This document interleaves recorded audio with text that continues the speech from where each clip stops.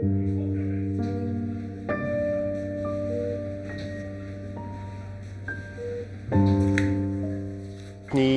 rahan tú go dtinn sé amach duitse, nó go dtinn sé amach den écinn go lehannig go tar. I mí bran dhéhílagus a dóéag, fuair bóthaileog arbas éireann bhaintear, buas in Áirlann in nua amhrach.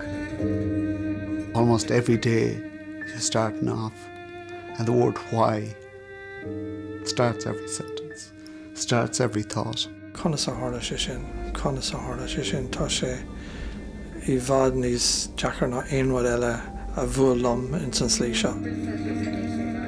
An rid a thug a bhuas, sepsis, tinnis marafa, nar thula a hawla omra riamhar.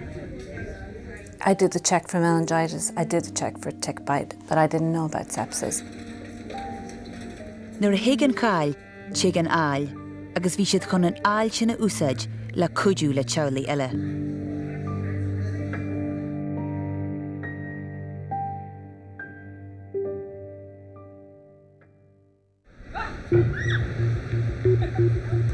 Mí an bhharrta dhéhílagus a dóéag, Queens in nua amhrach. Clowní Rory Staunton, mac dhéhlíonn déag díos de himmarcí is éiring, agus é gimmert kisfeile ar scáil. Bhí mé caint le a dheirfór an seachtain sin agus dúirt sé go raibh sláideán nó rud éigean ag Rory. Níor thug mé lán airde mar bhín sláideán an tam go léir ag buacailí óga. Cén aró a scríbag, ba gcuirid go rirí Rory ionta tin. Chur doctor a teaghlaí chun na háthairlinne le huisce eile ráis ina chorp. Fuair mar gláach go raibh sé bleabhte. Iad é híine ach ní chéad is riamh gail faoia. Ní fiú bhain neomh a bháin. Bhí doctorí in NYU Langon don waril naró a tinnes bolaige agus chuirsiad na bhála é. He actually ended up leaving the hospital sicker than when he went in, but we had no idea. They told us it was a stomach virus and it'll take up to a week and this is what you have to do. Ba gcuirid go rirí Rory níos measa. An oíche ar na mhara thug go thuismirí ará sé go dtí an seamra éigandala. An dhéirí seo chorús deasan an a dín chuaire mé faoi dheifear. It was like a horror show. There were so many people around him and they were taking his blood and he was saying thank you, and he kept watching me as I went around because I was trying to find a doctor to talk to me and they just would not catch my eye at all. So I knew that something was bad. We went up with him in the elevator and he fell asleep. That was it. And we were with him Friday night. We kept talking to Rory all day, but at this stage his hands were that size. They were black. They were black. Péidir an nóméid is measa in my héal. Nuair a fuair mé amach go raibh sé anna tín ar fad, bhí sé anna deachar. Fear anna mhór ag an díos sin agus bhí sé sínte agus ní raibh sé an caint. Ní raibh sé linn. He said we've had to resuscitate him twice already. And then the nurse came with doctor fast, and the next thing we just came and they just came back and said, sorry, couldn't make it. Couldn't save him. So it's 6 o'clock on the 1st of April, 6:20, hour, 5'9", hero, 12 years old, big, square shoulders and a red head on him, died.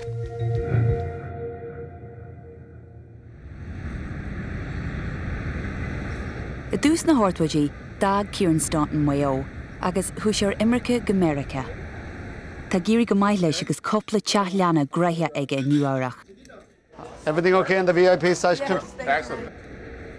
Fós Kieran orla ó Dowd a straithiad aha, agus thugur si cheese in Sunnyside Gardens in Queens. Ba áhar mór bráid dífa é nuair rugú Rory, a géad duine cluinne agus an taon mhac a bhí acu, I mí na baltaine ní déag níos a naí.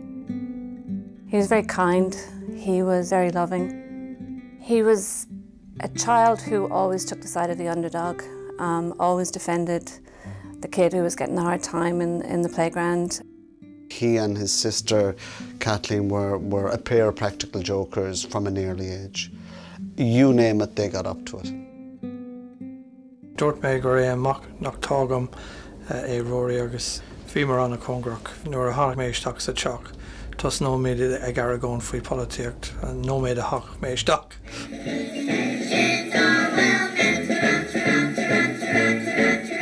Fúcail anna cliste ar fad agus bhí saoláin ribh ceapam.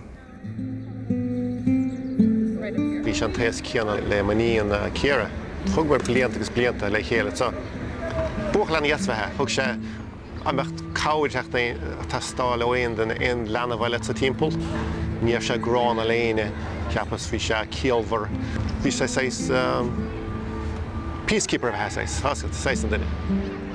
Bhí sé anna bhecht an bhhair agus ahead agus dhefuair. Bhí ar, clown either le chéile, tám go léir. Bhí sé éannach agus Americánach ag an an céine. Bhí anna simige ar fad in éir bhí ceistige de gach duine agus spreagach sé smuointe anat go mé go cafiú smín ó ríiste an ceis sin is ró go mbeidh an freagram níos sear mar an ceanna thugtú dó. For his 12th birthday, he was pleading with us to have flight classes, and we really did not want to give it. We were like petrified, absolutely petrified. And finally we said, you know what, it's his dream. Let him just do it. First of all, we said no. You couldn't take a lesson until you were 16. Yeah. So that's why we figured that would be a good line. Would be a good line. So we came home one evening and here he had printed off the computer. He had found a flying school in Long Island where you only had to be 12. So we discussed it and we decided, oh, what the hell, let him go for it, and it was a fabulous day. Níos lúna bliain níos muile, bhí an aislín a bhí acu na bhíle písa. Dio fan scíal agus ní fáil. Ma ní bhéana a hennig gumsa in éon leanamh chailech riamh bhí bhain go baile. Ní bhéana a hennig go mar aon duine chailech greibh óg agus it son dúirm le leanaí. Bhí sé dachar, mórmhór a chéar mar bhí sí anna thardú leis. So unfair that he was going to be a pilot. Tá sé anna dheacair go dtí an lá seo a dhéanamh amach go fór lad láidir cosúla Rory bás i gceann cúpla lá mar gheallar rud a tharla nuair a hit sé ar an basketball court. Bar ceart a daoine a dhéanamh amach go raibh rud anna olc ag tarlú don lad. Tá píon mór ina chus. Tá matal scinnige, tá an teocht ró ard. Ní rudí sin atá buinte le sleideán olc ach nuair dúirt aine ag éon pointe nuair dúirt siad an focail sepsis. For Rory Bias ón galar Streptococcus pyogenes nó sepsis mas fearr álasar. Sin chialatá le sepsis ná phríchríú an chorp do galar. Chur in na phrídíní chorimú cheimicí an chorp as rocht agus ionsaíonn sé na calla agus na hórgain. Sé sepsis an éifeacht nó an tura a bíon le feiceáil nuair a bíon duine galarú go dtíon. Bíon a cúisle i bhád níos topic, beidir go méid sé i chorális, beidh irde ina teocht, bíon siad ag obair níos tíon chun éar a chuir isteach na scábhóga. Minic go leor na daoine a fáin bás tharlaíonn sé go topic. Má bíon muil ann chun an leiss or iarúnach a thuirt don áthar, tá an seans go bhaigh siad bás a bhád níos irde. Rory was a red light for sepsis. Everything that he presented with, some medical professional should have said, oh, this is a sign of sepsis. I said to them in the hospital, I said to the paediatrician, there's a scrape in his arm, has it anything to do with that? And we were dismissed both times. But if I had the Rory story, when I brought Rory in, had somebody, you know, told us about it, I would never have left that hospital. An príomh-fhadhb ná an tura a bíon ag an fhadhb seo ar do corp, sé an tura céine a bíon ag gach fhadhb eile. In áiríre ní bíonn tú cinnte riamh ag an céad lá cad é go dtíor go tá gceist. Tá sé tógtach chun sampla fulla a thuirt ón áthair agus é sin a chur isteach sa Saoirland. An chiadúir a bhí Rory san Áthirleán rinneadh tastal fulla air.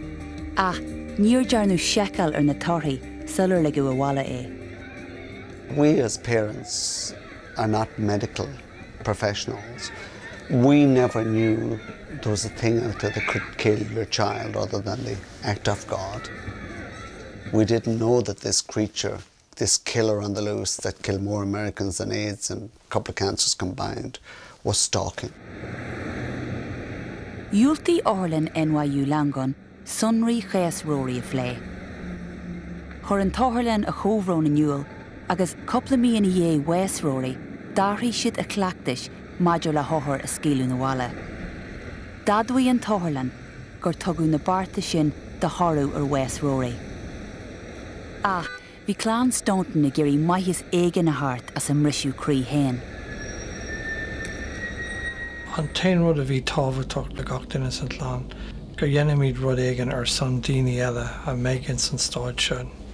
Nach méid aine ag dul tríd na rudaí ó fásacha a bhí agus a tharla an deire seachtaine sin dúine mar tláán. Agus ceapan féin gur sin é an slí atá míad ag déanamh an iarracht mór san Rory, go méid stop sign ann, ceap ar sepsis, féach ar sepsis, an bhfuil sepsis ann. The hardship and the horrors that we were going through at the time was that all we could do was say, is it possible that we could be the last parents? If we can do something now that no other parent ever has to go through this. Caithfidh bíine ólas a bheitcha. Gwyl, agus ólas a bheitcha mór is air, uirista. Na bhí buim tú le dochtúir, mar déanaan dochtúir rud éic bháin leat, caithfidh tú de bhíal a goscailt agus rá, níon sásamh le seo, caithfidh tú rud éic an eilianamh. Bhunaí Ciaran agus orla fundaracht charranachta in Neamh Rory, agus thuir sé tús le factas le na scéal a bheith inste ar fud Verica. A lady from Florida wrote us a letter and she had read what happened to Rory and she went into the hospital and she insisted they check her son for sepsis. And he had sepsis. And she wrote us back, and thanks to your son and you telling us the story, my 12-year-old boy is now standing beside me at the swimming pool. And Kathleen was here and she said, it's a pity someone hadn't done that for Rory. Haring an factas sin aird go leor. Tá Commissioner Sláinte Stáit Nua Eabhrac freagra as córas sláinte ina bhfuil 20 milliún duine. Chonaí Ciaran agus orla ag bualadh agaras I géiríonn dilí airthú mar gheallar bhainistú sepsis I gcuid otharla na Nua Eabhrac. Sepsis kills over 200,000 people a year in the United States. Many of these deaths are preventable. It's not a New York problem. It's a hospital problem anywhere there's a hospital.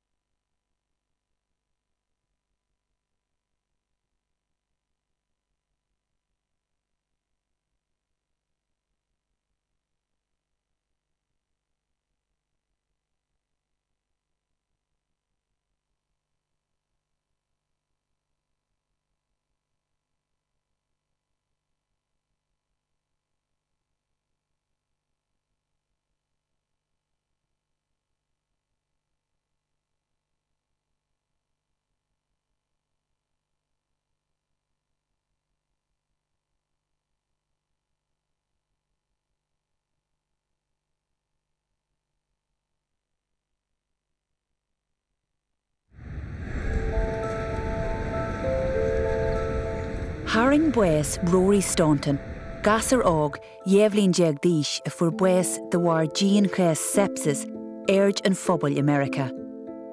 In yearing faster, vi cas sepsis ignoctu a chin, agus a genu kinliente scaffer. The credfog of vid for boss chachter dinner o cohoban is a honig she. At they took she shin the hitchamacht ein dinner, og no esta, ein arm, ein oor, ein tier. Agus sinne an rud atá buint le sepsis. Tá cosalachtaí idir bues Rory agus gasar ortmlína díis dar bainnim Richard de Souza, a for bues in yearing blian níos luithe in mína fiara yevíle agus a híneag. Thug tuismóirí Richard go háthairlean régan a lár tíre a bort líise é, hí geig na a fásta bhí sé léirú rint cóirí neamhghrathe. I have chickenpox before. Loads of friends have kids have chickenpox before. I never see this big black lump in the back. This is different. No normal for chickenpox. Cé imní ar Flavia, chorú Richard Nawala gan tastal fola I dhéanúir. He telling me, Mom, I anti-vomit. This mom very quick. I say, Mom. I tell you, why, Richard? He like that. I panic. Richard. I put my face in your heart. At the moment I see this, I know he's dying, too quickly. One day, my son's life is gone. I never forget. All my life, I have one big space in my heart about my son.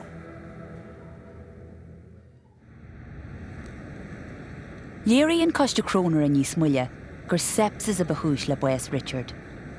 Thug Flavia agus Ramón cés cuairte in iad an áthirleán Reagan I leabhar tíre. I mí na baltaine mbliana, tháinig an táthirleán ar thocrú lá, agus thuir siad an múrú inniuil go hofagiúil. I mí na saona in Neri, bhris an scíal scafar go bhfuair duine eile buas roimh a ham in áthirleán in Éireann. Tá sé os cin mí ó bhása sa bhíte hala panaver in ospital na Tarníhir gur ché sa bhíte sa bhála agus cumáin go chuir siad a ggóhrón a nniuil go bhaintear sa bhíte hala panaver. Nuair fuair sa bhíte hala panaver buas, tháinig athbheoin ar dhíosbreacht faoin nghinmhilú. Is simar in na plitiachta is bugnar dearnú neamh-iontas de chúis a buais, Jean chez sepsis. Maidir leis scéal sa bhíte hala panaver, do gcuirtha an ceist ar an phobal cén fá fuair sí bás. Ní dóilm hain go mbeadh an focail sepsis a úsáid sa chórá sin. Bheadh sé níos fearr do mbeadh dearcha difriúlagaí, do mranóid ar cásanna mar seo agus do néarthaimís go léir sepsis atá a gceist. Déadtá rá go bíonn 5 maidir le severe sepsis le beidir duine amháin as 2,000 gach blian. So ag brathnú ar baile hatlia, sin hart ar 1,000 cásanna gach blian. Sa tír ar fád 4,000 cásanna nómar sin. Fain hart ar 50 géad go dtí 30 géad don grúpa sin bás. Is féidir fios a chur ar an scéal seo. Beag sé arúnach chun béim níos mó a chur ar in aigna an phobal. In nua áireach, ba an phríomh aim bhíg na Stauntons na daoine a chur an neolalas faoi sepsis agus an balla a bhfuil banisteach deanta ar a airthú. Níor bhuailú Rory I tínós le dlúisteán. Níor fuair sé bás faoi ealas. Fuair sé bás mar hit sé ar an court in basketball game agus ceithre lá tar éis sin bhí sé marmh. Ba ábhar faoi siúh de achtas na Stauntons é I mí anar dhéhílagus I trídeag nuair a dógur Governor New Áireach airthú sa dlí I gcimhne a Rory. sé an rud atá I Rory's lá ná gur caithfidh daoine in san emergency room ar ruideanna áirithe a dhéanamh nuair a hagann duine ógaisteach go bhfuil slide-on aige nó rud cosúla slide-on aige. Go caithfidh siad testanna a rith agus mar sin de. Go caithfidh siad bheith ag caint lena chéile mar rud isú fása go hála do Rory ná dhéan an doctor aonaí ar caint leis an lab agus le Rory's lá caithfidh siad bheith ag teangháil lena chéile, ag caint lena chéile agus na torthaí agus mar sin a chur le chéile agus go méid an ceart ag na tuismithirí sular haon siad a bhaile caint leis an doctor agus a fáil amach cadí na torthaí a tháinig as an fuil agus na rudí eile dhéantar sa lab. Tá dlí Rory bunaithe ar an dríocht chunrú atá bhéim I córas léis na Newdaí in North Shore, Long Island. Tá cinrádaíocht bunte maith ag na háirlinne seo I néile le sepsis, agus sé fearr as limna Mike Darling atá sa gceann. It's like a children's patient's bill of rights type of thing, that These are all of the steps that you as a parent should be aware of, and we have an obligation to work with you to accomplish all of the various steps. It's listening to the family as well. I mean, in the Staunton's case, they were raising issues about complaints that Rory had, but nobody was really listening. Well, you got to listen, because when you get the perspective of the customer or the patient or the family, it gets you to think a little differently about the way you approach things as well. In our system alone, we've had over a 35% reduction in mortality over the last couple of years. My goal is to get to zero. We outlined all of this to the Stauntons. They helped us clarify a number of points, and then of course now it has become state regulation. In me and Vehiv, blian in ye wes, hanig Jili Rory a veim in Nuaurach. By our ga Orland sa stage, na rialaha a wanyan lish, a chur a veim rivier in the blian a shaw. We know that using a simple checklist for the early identification of sepsis makes a big difference. If you identify it early, you can do things. Aggressive treatment, not holding back with fluids and antibiotics, makes a big difference. These kinds of small but collectively very big changes can save lives. Our regulations, named for Rory, have all of those collective changes in one easy-to-understand package. Jiri law Jili Rory a chur a veim in Nuaurach, an vete la hohor la sepsis in yerin, buntaste a wunch as a lihid da rakta. Tá sé sa léir go bhfuil athru mór ag teacht in Nuaurach agus na hospidéal an sin. Tá sé cinnte go bhfuil athru ag teacht an seo freisin sna hospidéal atá goinge. Agus caimís é sin a fiasó agus caig best practice an dam go léir a bheith ngach hospidéal. Tá aibe tal a banistú sepsis in áhorlana ina chúis prenia dan chóra slentse a dúsgurt éirin go mai. Sa bbliain a bhís a híneag, rinnean College of Emergency Medicine inniuhu ahan rigan sa reachtaintaithe, agus furas amach go ahantas agus banistiach sepsis olc in ahan rigan ag an funte sin. At that point, Northern Ireland had probably one of the worst performances across the UK, but the Safety Forum ran an improvement project which resulted in a dramatic improvement, so that now, instead of us getting the right things done early, maybe 30 or 40% of the time, we're talking about getting the right things done early 95% of the time, if not every time. Tá trorlíntaí idirnáisiúnta fáil feadh níos móna 5 bliana faoi láthair. Surviving Sepsis Guidelines. Tá iireachtá dhéanamh going faoi láthair chun an scéal a chur fáil do gach doctor sa domhan chun na tráracha seo a leanúnt. Ba chóir nuair a hagan áthair tí go dtí an ranóg éigeandála go mbeidh an leis ceart fáil acu laistigh do sé or a clig. Ach ní mar sin a tharlaíonn sé. He embodied in his very being was an innate moral compass that compelled him to champion the rights of those less privileged. Ach má tá Rory marú tá a éireacht beag go fáil.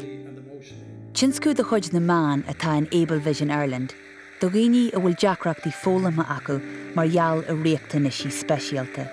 Im mbliana ag féile scannaíochta Able Vision Ireland, bronú dúis Rory Staunton don chiad uair.